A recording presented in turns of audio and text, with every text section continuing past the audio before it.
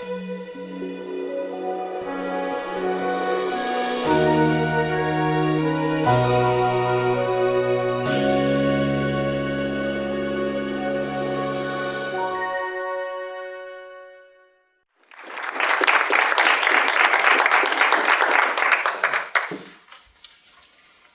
guests, fellow Toastmasters.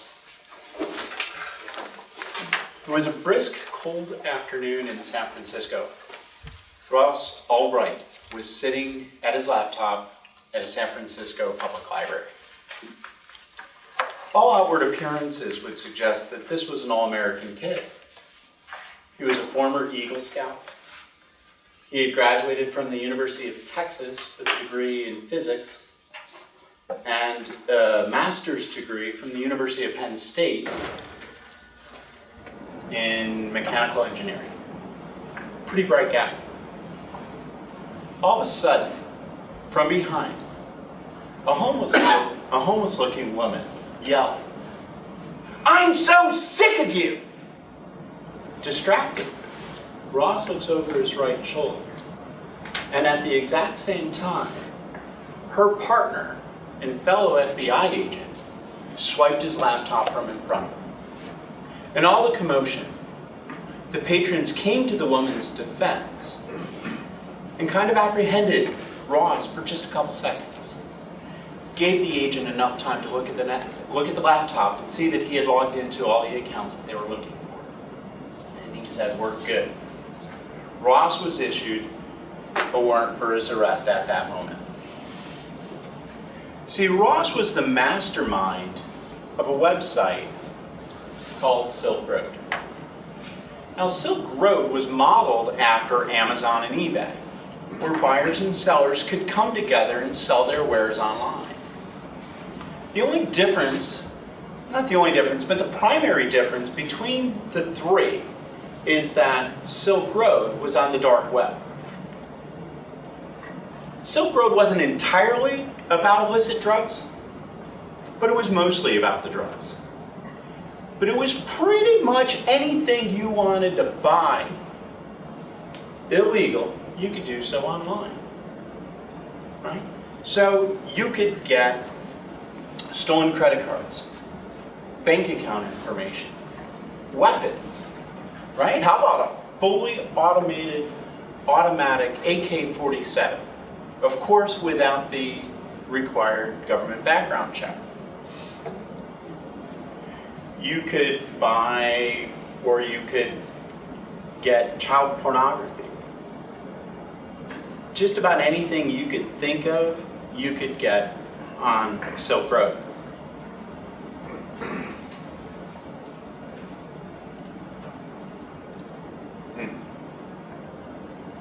Not all pros, Mike. Is it Mike? No, I can't read your name. Mike, yeah. So, there's two primary requirements to get to or to do once you're on the dark web, right? If you're going to do something illegal, first of all, you don't want to announce to the rest of the world that, hey, I just got an ounce of high-grade Peruvian cocaine, right, on my doorstep. So you don't want a Silk Road Amazon-type package sitting on your doorstep. Secondly, you need to pay for it, right? You can't just use a credit card or cash to buy what you're looking for. So the first thing is you have to use a Tor kind of browser. Tor stands for the onion router, right? An onion as in layers of an onion, so they can't find who you are. So you're not announcing to your neighbors and the authorities. The second thing is you have to pay for it, and you pay for it using something called Bitcoin. Now, Bitcoin is an online currency. It's also called a cryptocurrency because of its anonymizing nature. And most of us have probably heard about Bitcoin. It's regularly traded just like any other currency that's accepted. It is accepted by most legitimate organizations as well. So Target, Microsoft, Best Buy all accept Bitcoin. So Bitcoin isn't necessarily a bad thing. It's just the only thing that Silk Road accepted from a currency perspective.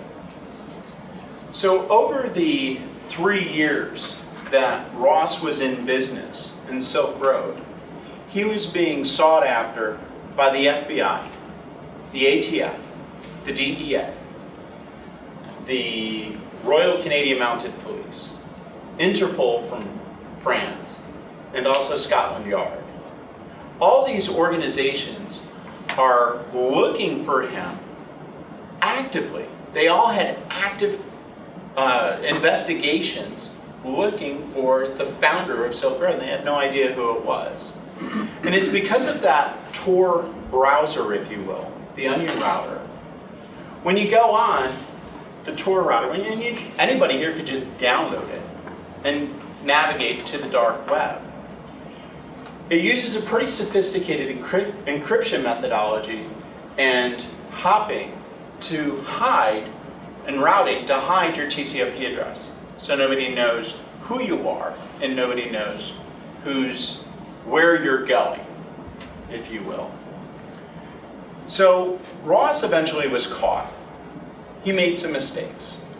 He was a self-taught programmer, and there were holes in his code, and he was leaking his TCP IP address, which was being stored in Reykjavik, Iceland. Well, once the FBI found that server, they went to Iceland.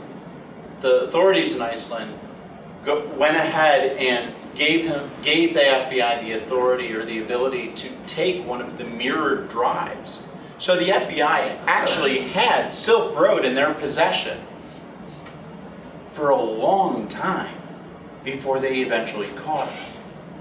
Right? It had all of those agencies and all those groups looking for him, and they still couldn't find who it was and what they were doing. In total, Silk Road had amassed $1.2 billion in total sales in under 3 years. Ross had collected about $80 million in commissions from that, or in profits from that.